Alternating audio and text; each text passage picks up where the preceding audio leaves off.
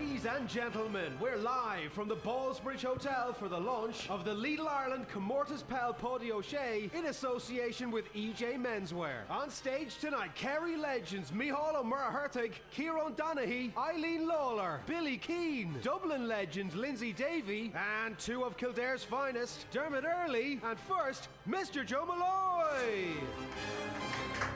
Hello everyone. Hello everyone, you're very welcome along. You are most welcome to Ballsbridge Hotel in Dublin. Hello everyone. Even better than we rehearsed.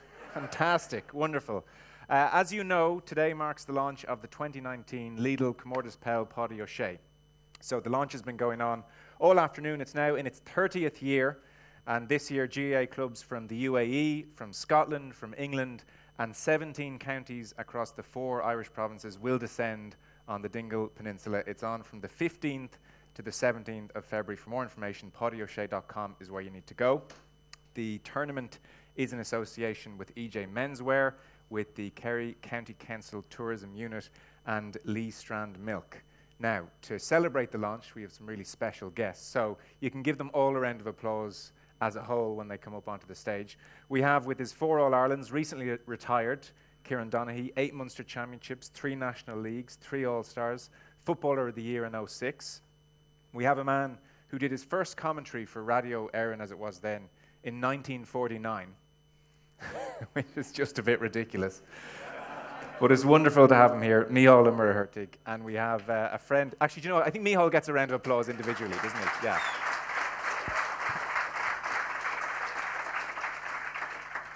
Sorry, Kieran, your 4 All-Irelands didn't cut it. No, we're Kerry people. And we have Billy Keane as well, whose work you'll know, of course, from the Irish Independent. He's an author. Johnny Sexton's godfather, increasingly, is becoming your claim to fame.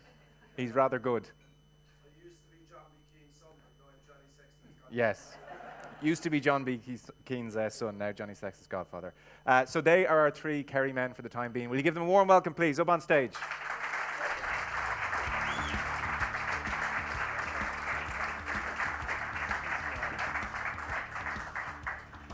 Put Billy in the middle. Do you? Full forward. I'll break the ball down for you, Kieran. He's better than the centre. You're all very welcome. This is maybe one of the most Kerry panels I've ever been near. 3 quintessential Kerry men.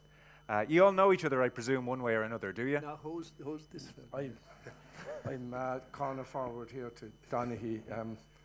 I reared him, I suppose, and I didn't rear Micheal. He's too old to be reared at this stage, but 70 years since your first commentary, you know, and as good as ever. You should see him hopping up. I know it's radio, but he hopped up on that stage like Frankie Dettori jumping off a horse. It was just incredibly athletic and fit. You look in great shape, Micheal. What age are you now? Can I be so bold as to ask? I have free travel.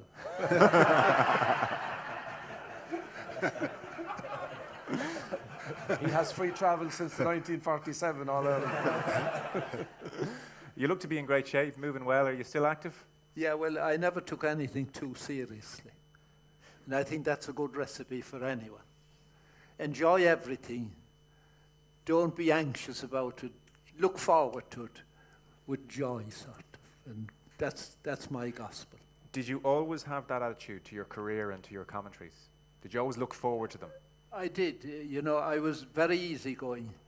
I never in my life applied for a job. I waited till jobs came to me.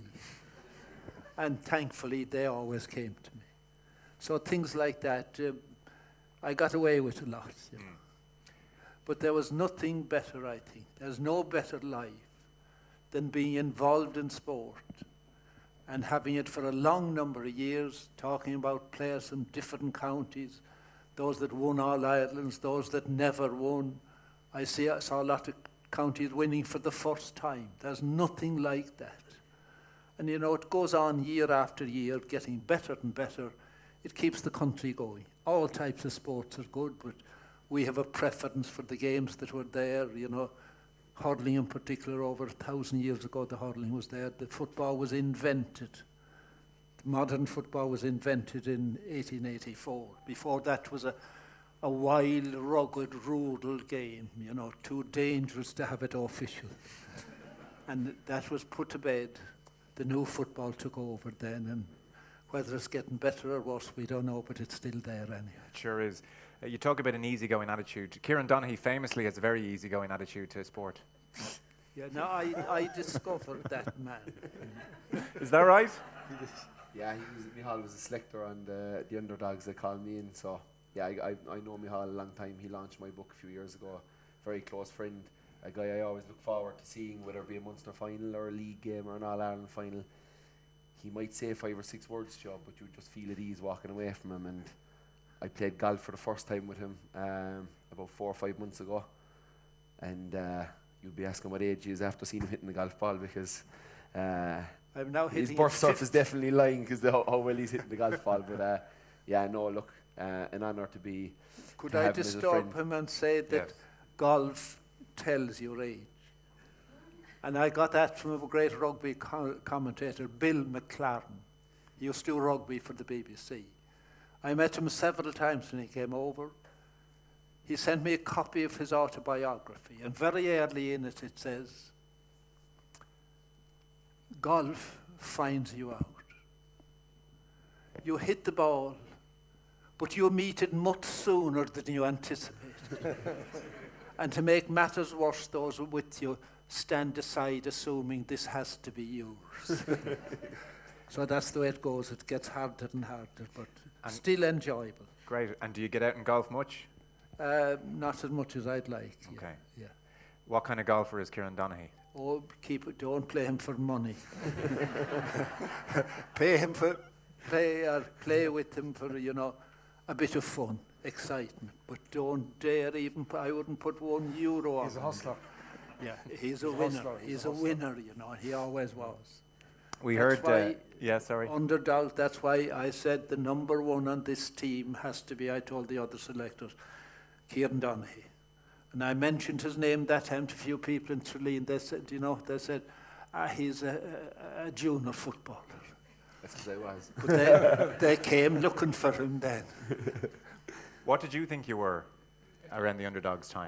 Probably around the Underdogs time. I'd been training with Kerry that year in 2004, and I was on the panel for the Dublin quarter-final and the semi-final, so I did have my eyes on going for the Kerry a spot in the Kerry team. But what Micheal and the Underdogs gave me was an actual chance for them to see me, in a big game, Aston Sachs Park. There was 8,000 or 9,000 there in the night, and the game went extra time. Was a belter of a game, and I was going against fellas that I was trying to take a spot on the panel off of, and a bit sore after being dropped for the All-Ireland final in 2004 that Kerry won, which I thought might be my only medal I'd ever get. So I had a bit of a point to prove, and but it was a great experience, Micheal, wasn't it, to play with fellas from all over Ireland.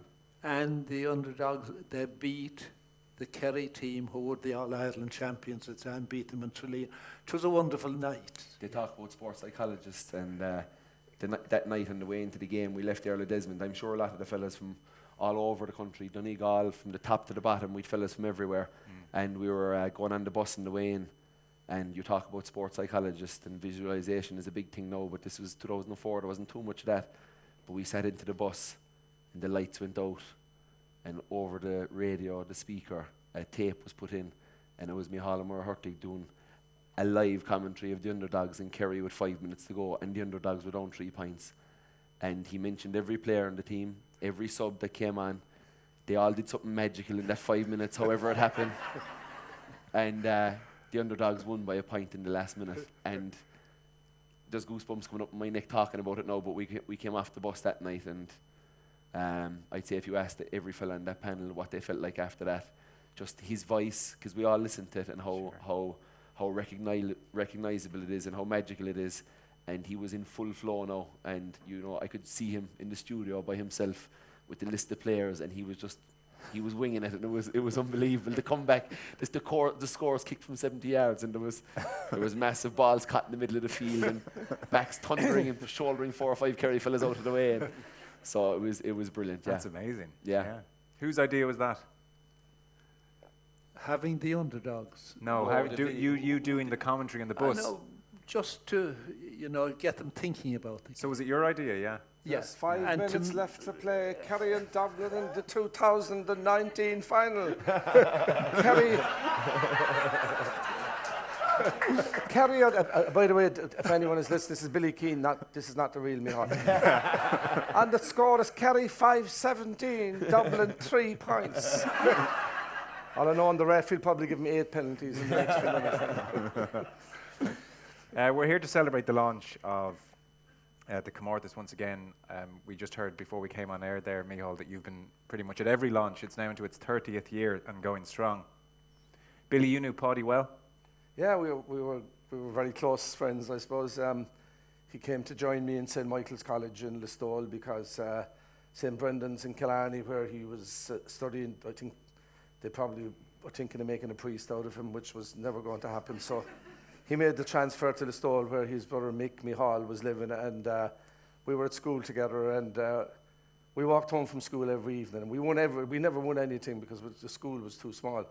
St. Brendan's might have 800 and Chile could have 800 students, but when Paidi came, we won everything. We won the Kerry colleges for the first time. We won the Munster colleges, the B competition, and everything changed when he came. He was so inspiring, and he was fantastic. But he kind of made me in one way, but he kind of ruined my life in another way, because he used to tell us, we walked home from school every evening, you know, and Paidi, I was a few years younger, but we'd walk home from school, 3 of us, Tommy O'Connell, Paidi and myself, and Paidi would start telling us the stories about being away for the Kerry team, with the Kerry team. He went at Easter with the Kerry team to London, and the great times they had, and those women throwing themselves at the Kerry team and everything.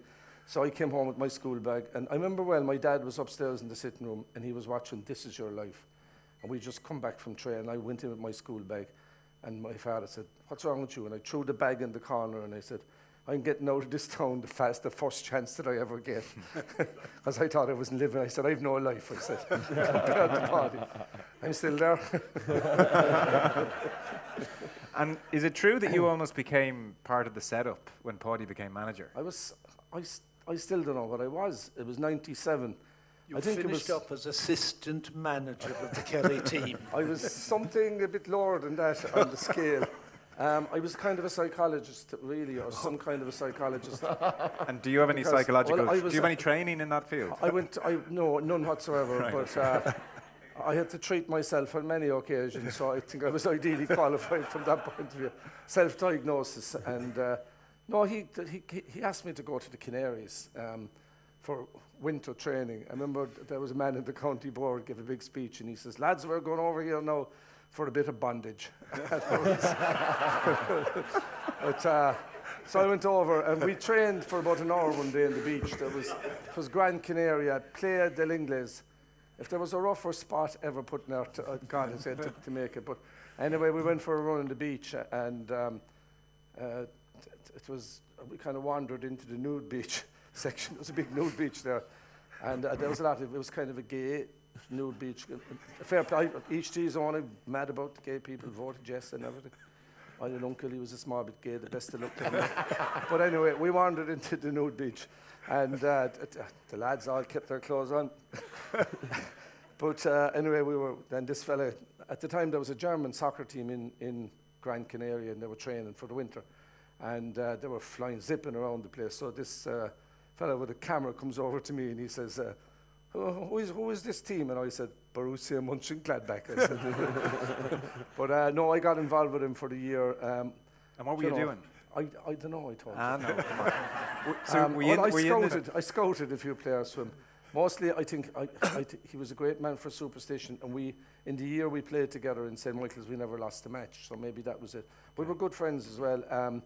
He used to confide in me a lot, but he had a lot of close. He was the only man I ever knew that would have a lot of close friends, and he genuinely was close to them. And you only really knew if you were going well, he wouldn't have much time for you, but because he knew you were all right. But if things were going bad, he had a few rocky patches in my life, and that man was always there, you know. And he'd give you terrible advice, but it wasn't even. It was just that he was there for you. Yeah, you know. Yeah. No, we had a great. We won the All Ireland, but it wasn't all down to me. You know, Maurice Fitzgerald. Maurice Fitzgerald and Liam Flaherty and a few more kicked a few points. All the Keanes are humble people. That's what I said to Micheal when I met him. I said, Micheal, it's such a great honour, you know, for you to be sharing a podium with me. But we had great times that year, and we were the underdogs that year, big time. But Well, that was the end of the he famine. gave of the course. greatest speech. I'm staying with my daughter down in near Blackrock, and I walked past Blackrock College last night. Yeah. They were all training in there. These, the famous Blackrock College teams under lights, and that's where Kerry went before the match. And he had Morris Fitz lined up taking frees, and Morris had an outstanding game. He had an outstanding game in the final, but Morris took frees he started off 14 yards out, there was yards that time, I'd say, and he went out to about 60 yards, and he must have taken 30, 40 frees, and he never missed one, and he brought it into the match. And Paidi gave the speech just before the game, and I was the only one aside from the players that was present. I was kind of a critic or an editor or something like that, and he gave the most incredible speech, but there was no shouting or roaring or no come on and kill him and disembowel them and drink their blood. That's what they say in North Kerry, by the way, before you go. But it was so measured and so intelligent and absolutely spot on. And what he kind of more or less said was like, you're all a link. If one part of that chain breaks, we're beat. But he said it in such a calm way. And I knew we couldn't lose after the speech. It's amazing. Anyone here that plays sport, Lindsay, don't you know? You know when you're going to win when you hear the speech. Like. But it's a part of him that I don't think he ever got credit for being such an intelligent man. Mightn't have been the greatest in the world at things like maths now and that, but unless it was adding up what was in the till, he was good at that. No, first. But he was a very, very intelligent man, and he really knew how to get the best out of people. Yeah. Jeez, I'd like to have seen that Morris Fitz training session, I have to say. It's epic. I mean, Yeah. I've never Poetry. seen anything like it. It's just such a smooth striker of the ball, so slow, Yeah. kicking the ball, and he never missed in the match either. Yeah. He got one from the sideline over on the right-hand side, over to Cusack's side, with about 5 or 6 minutes to go, and it put us 3 points up, but it was almost as good as the one he got in Thurles. Do you remember that famous one? Yeah. Now, if you're ever in Thurles Semple Stadium, to the back of the old stand, they have what they call the Wall of Legends. Mostly hurlers. It's a hurling county, really. But there are 2 exceptions. Young Brown of Tipperary, who was a great hurler, football, Declan, and Morris Fitzgerald. Now, the Morris one, it's that famous thing to draw the game. He was a step outside the 45. And there's a picture of him, you'd think 'twas staged. The football is turned that way as if he was holding it for the camera. But what's written on the football is Dublin, getting mixed up before the game. But he put that one over the black spot from that distance out and spaced between it and the crossbar to draw that game. But Morris had been practicing those type of kicks for years before then. It was no trouble to him. And the question was, Tommy Carr, the Dublin manager, passed him by just before he kicked it. And Tommy is a very friendly man. He said, "'Twill be no trouble to you, Morris." I know what he said. So have a I know look. what Tommy said. Tommy look. told me one time at over a pint in La Manga in Spain. We were doing a documentary that never saw air because It was a foreign language. Because of language difficulties. Mostly the presenter who was me wasn't able to speak, but that was before I matured about 6 weeks ago. But Tommy said something to him, and I know what it is, and I'll keep the compliment. But it wasn't very bad, like it wasn't like something desperate, horrible. I thought it was very mild compared to the abuse that's normally given. But Morris, he just slotted it over. And by the way, Donaghy here, right, Donaghy here. You all know what he's done on the football pitch. The basketball, he made me go to a basketball game about 4 or 5 weeks ago. They were beaten at the weekend, unfortunately. They were playing Demons, or UCC Demons in Tralee. Packed hall there. Massive occasion. They're about 20 points down. Donaghy goes mental in the final quarter. You know, it's totally against type. It's not his normal behaviour. But he was fouled out, amazingly enough, you know. But he threw himself all over the place. And if you want to have a fun night out, but great excitement, a proper sporting occasion, basketball is where to go at the moment. It's huge crowds. It's back. They've got a couple of Americans playing, and this fella led it because, like, it was gone. And this fella got it all going again. I think it's part of him that doesn't, you know, you see him there in Crow Park, and everyone judges people kind of on one thing, like what they do out on the pitch. It's what he does off the pitch that makes me admire him so much. like he brought a community together in Tralee, he got the whole thing going. And it's like the families at the matches screaming their heads off. It's like, it's an epic night out to go to the basketball in Tralee. I believe, thanks, bye. That's No, very nice, I went yeah. to see him playing basketball as well, and I'm going to see him again. I It was well invited good. Breaking you all up to come down. One thing, I'm sure he reminded me 50 times. If you have a half a minute to spare, will you mention my grandmother? He used to always. The grandmother was from the Gaeltacht, and I did mention her a few times. You did, she was delighted with that. And you have a tattoo that, am I right? And it was from your grandmother gave you the medal. Tell that one about the St. Christopher medal. She, It's St. Christopher. yeah, isn't it? St. Christopher, every grandson that she had got a St. Christopher's medal when he was 18. With a Sorry, gold I don't know chain. why you're looking at me. I'm not interviewing you here quite clearly. Listen, I've nothing to do with this conversation. You chat away.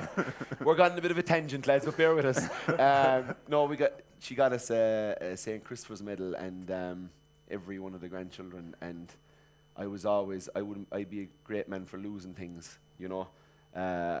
Lost the wedding ring at a basketball game a few months ago. Lost my watch there. I've lost so many watches that I just don't wear them anymore. So I was a bit anxious about the medal at the time, like, you know, lo and behold, at a game, took it off, put it into a sock, put it into a shoe, came home, where's the chain gone? So I had to go give her the news. Don't worry, bought me another one. Lost that. You know, they're expensive gold chain, bought me a third one. And I was really minding it for ages, years, and doing it really well. Gone, lost it. So I was out in Miami, and I was getting a tattoo, and I got a tattoo of a St. Christopher's medal. And she hates tattoos, and she's, don't ever get a tattoo, and she is, I don't like them. And I said, I won't. But I got the St. Christopher's medal on, and a bit of Latin underneath it. 2 mothers raised me, because my nan helped raise me. Yeah. And had that there, and putting her to bed one night. We used to put her to bed when she was really old at the end because her mobility was gone. So I used to go into my mum's, and we were lifting her in, and the T-shirt raised up a bit, and she pointed at the arm. She said, what's on your arm? And I was like, oh, I got a bad belt in the game, the last day it's a bruise. And she goes, it's not a bruise. And I slipped up the sleeve, and she was like, what's that? I was like, it's a St. Christopher's medal. She was kind of half delighted then. So I got away with my first tattoo. God, that's a great story. How are you feeling about retirement as the football year begins to kick off very shortly? I'm fine with it. Busy with work, busy playing basketball. Looking forward to giving the club a year or two. Looking forward to being a fan in many ways. Looking forward to not having the amount of pressure that I would have put on my own shoulders over the years going into games.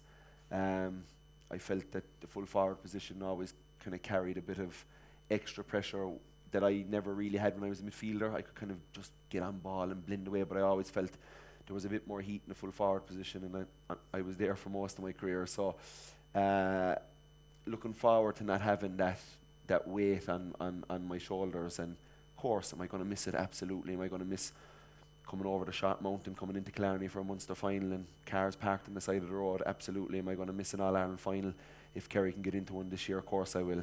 But it's over to the new management, the new team, a lot of young guys in there, and it's just an exciting time to kind of, you know, throw my weight as a supporter back in behind the team and just go to games with a bit more. There, of course, you'll be going to games, you'll be still stressed out and giving out in the crowd, but that pressure for the week beforehand and the expectation, it'll be nice not to have that anymore. Interesting, because I thought you revelled in that pressure. I thought you were the very one who would do interviews the week of a game, not be worried, not be fussed, almost be enjoying the sense of occasion as opposed to feeling pressure. Yeah, I have no problem with that, and no problem with the occasions, and loved big games. And actually, probably when I had that bit of pain in my stomach was always a good sign for me.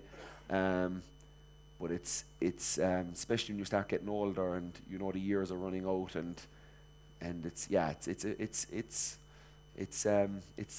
I'll miss the football, but definitely the pressure I put on my own shoulders will be a relief. Maybe it mightn't be. I don't know. Okay. The first You'll game have to see, I suppose. a few weeks against Tyrone, I'll know. Future Kerry manager. And you know, there's a wonderful saying in some little document beside in the Ash Memorial Hall in Tralee about Kerry football. The whole thing is about Kerry football. 2 classes. The living who shall never die, and the dead who shall live forever. Now, can you figure that out? In other words, once you were good football in the Kerry team, winning all Ireland, so on, you will never be forgotten. You'll get plenty of people that will still tell you the team that won in 1903, the first one, or anywhere. You know, it definitely is a religion in Kerry. Oh, there's no doubt. Would you like to get into management long term, do you think? Yeah, probably. Yeah. You know, that's the way I would have always. You know, I have. I whether only it be ask basketball or football, I'd be always trying to pick out things, trying to improve us. I'd rarely look at, you know, I always did my own thing, but I'd always be trying to figure out how can we work better as a forward unit, talk to the managers. Yeah. And I was always lucky enough that I had great relationships with all of my managers that I could go to them with stuff. And sometimes, don't worry, they'd laugh me off with some of my suggestions, but sometimes they might take them on board. I only ask because in Billy Keane we have an All-Ireland winning assistant manager who might be available to come on board with Bring you. him in. Yeah. And psychologist. And psychologist, Yeah. crucially. A 2 for 1. You're not to forget me now. No, we all trained the team in Dublin for years. Did you know that? Yes, yeah, They famously, did, yeah. What years did you train the Kerry team? 80s, wasn't it? Oh, I started it in the 50s, unofficially. And I finished up, I think it was around 1989, when Paidi and those left the scene, that wonderful team. I decided I wouldn't train anymore. Right. I had some of the best players that ever played. And we had great fun. And you know, the last thing every night in training, I used to bring a golf club with me, a 9-iron.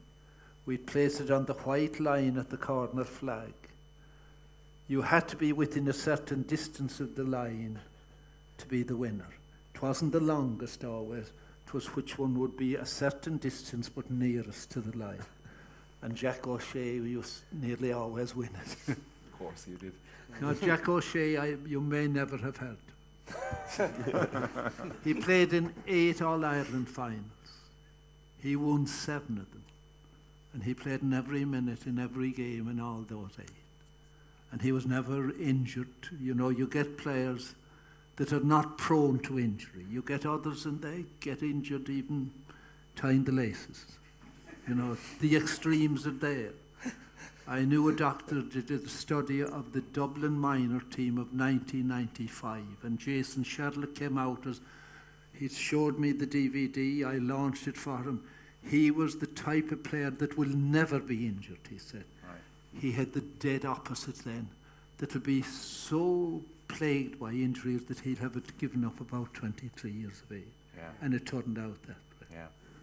And so, can I ask you, so when you were training the Kerry team up in Dublin, the players up in Dublin from the 50s, I didn't quite realise it was from, unofficially. It was only official from the time Mick O'Dwyer came. Okay. 75, I was told. He's 107 years old. Yeah. He's the free travel since the First World War. But and there were, the county board used to be complaining about the bills from the hotels. I agree, you can't train properly unless you're properly fed. Right. Okay. And they'd eat the side of the wall. Is that right? And it was fun, there was no pressure. And we had, with the Kerry players, I players from Mayo and players from Leeds, and we used to have a lot of Leeds players. Anywhere, any player in Dublin that was playing for the county team and he had no place to train, couldn't go home, they were always welcome in our place. And did Mick O'Dwyer tell you what he wanted done with the players on a given night? He didn't, because I wouldn't listen. Neither would I ever try to tell the like of him anything. You know, do it your own way. And I had my own way. And did you have them running laps the way Mick would have? Not as much. No. Now, Mick had his own reason for running the laps. I used to always say something to Mick that wouldn't always be true, and I met him one time there. He was training Wicklow at the time, the end of his career. I said, Mick, I had a lecture from a famous American author the other night. And he said this lapping of pitches is crazy. And Mick didn't like talking about experts. And then Mick said to me, sure, I knew that 30 years ago. Looked out in the field and the Wicklow players were lapping and lapping and lapping. Why are they doing it? Now, he had a very good answer. You learn a lot about a fellow when you ask him to do a thing like that. And you could understand how there is sense in that. The fella I'm sure now you're a person, whatever you put down for you, that's what you did, you know. He didn't want people to be questioning you, saying that's no good. You learn a lot about a fellow when you ask him to do that. And that was real wisdom. I was reading, Kieran, an interview you did with Kieran Shannon after your last game for Kerry, down in Killarney. It was against Kildare. And I know you stayed out on the pitch for a long time after the final whistle. There was no rush to get in there. It was your last game. You knew it was your last game. And there was seemed like an incredibly touching few minutes in the dressing room when you got back in there, and the reaction of the other players, and I think Darren O'Sullivan might have been last. Can you give us your memories of those final 20, 30 minutes in the Kerry dressing room? Yeah, it was. I was nearly afraid to go in. Do you know that kind of way? Like normally when you're outside signing autographs, you'll be kind of making your way to the dressing room, signing it all the way down. And whereas that day I just stayed put, and I was happy out there. I knew we were out. I was in the terrace, and when I heard the score from the other game, when I came off, they were like, the other game has gone against us. So I knew we were gone. So I didn't really want to go in. So I stayed out there, and eventually Niall, Batty O'Callaghan came out, and Batty was like, Kieran, we need you in. Eamon wants to talk to the players.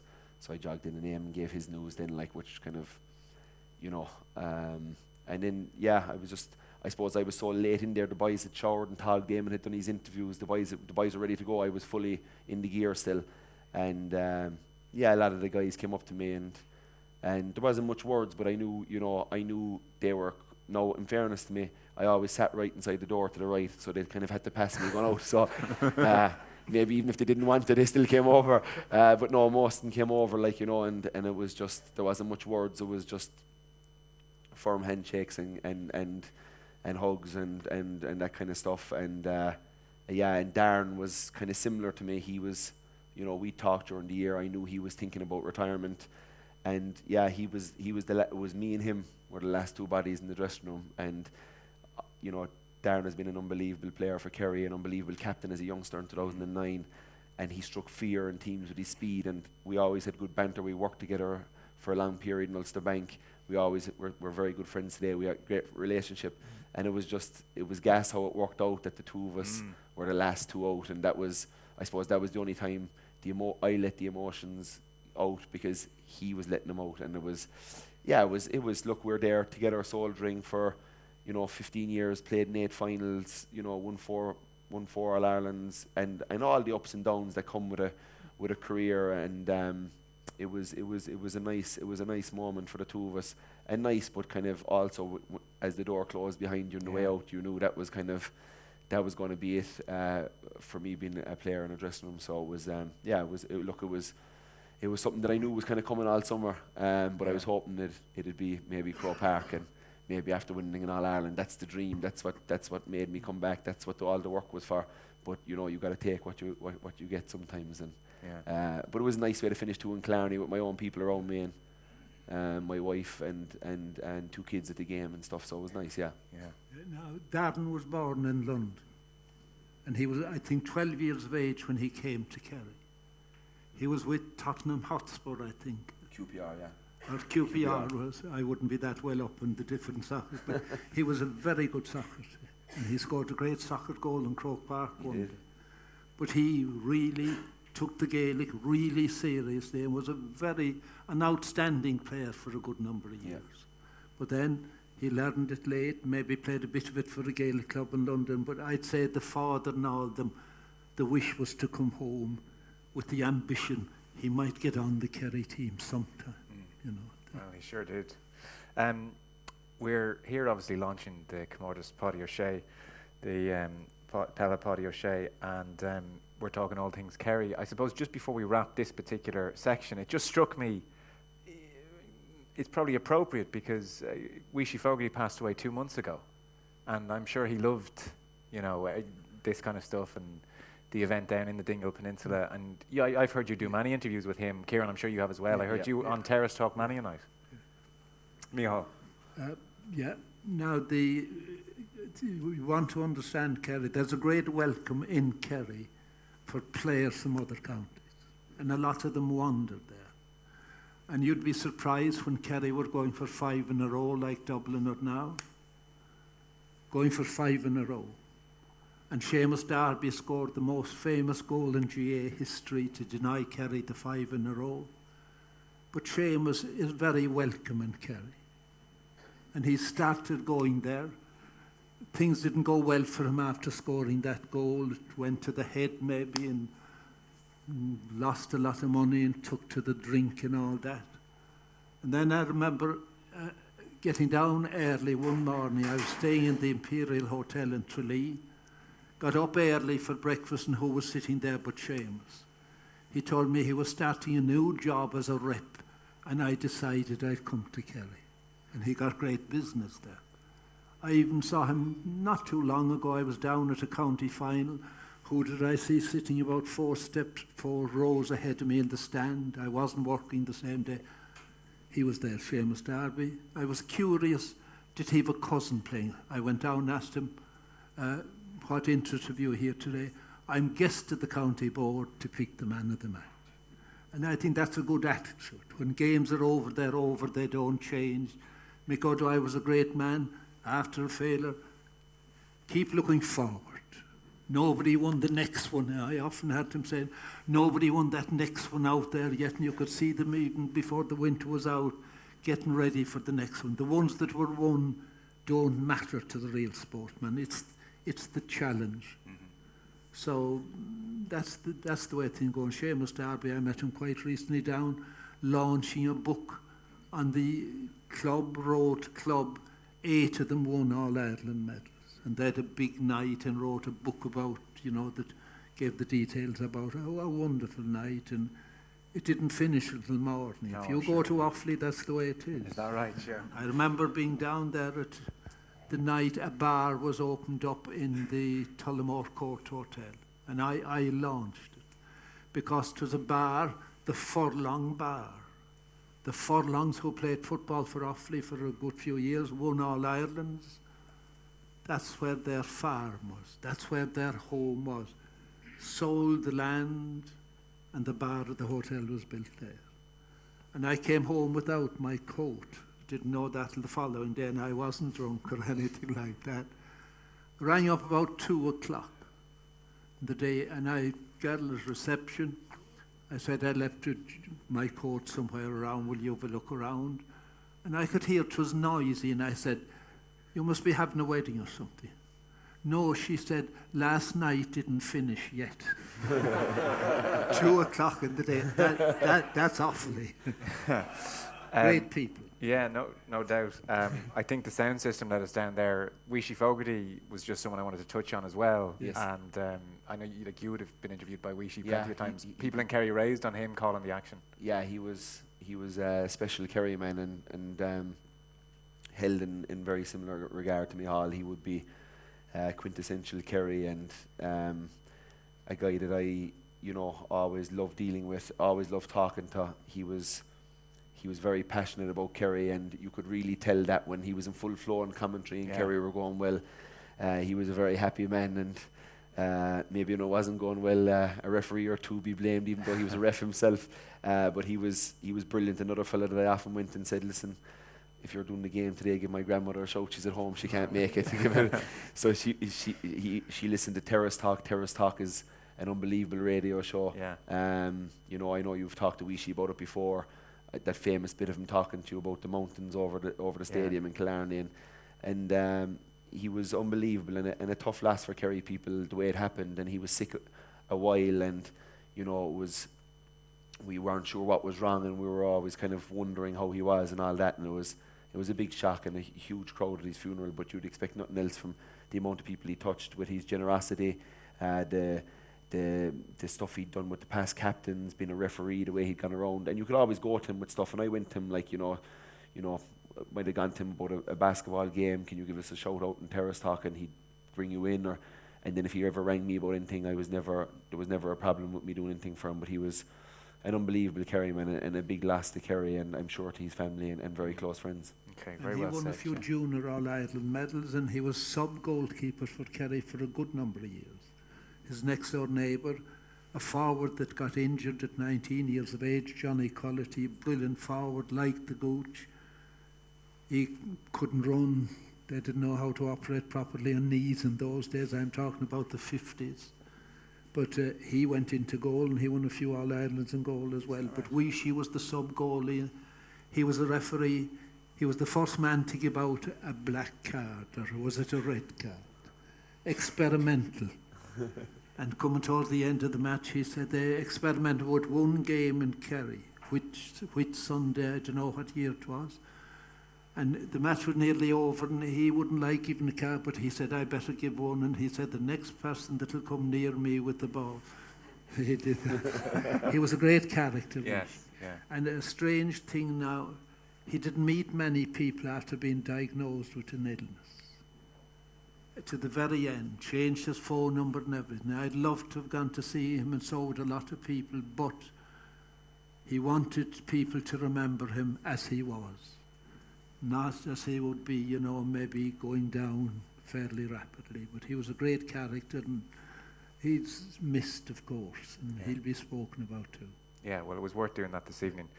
Very well said, you two. Thanks very much for that. We're going to take a pause here for a moment. You three are staying put. We're going to be joined by Dermot Early in a moment. We are here in Off the Ball this evening for the launch of the Lidl Ireland Comortas Peil Paidi O'Shea tournament.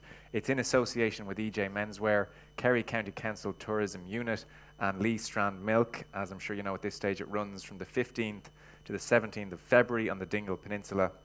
And for more details, you can go to paidioshea.com. We're going to be back in a second, but a round of applause for our three up here in the studio on stage. Micheal O'Murray-Hurtig, Billy Keane and Kieran Donaghy. Back in a second.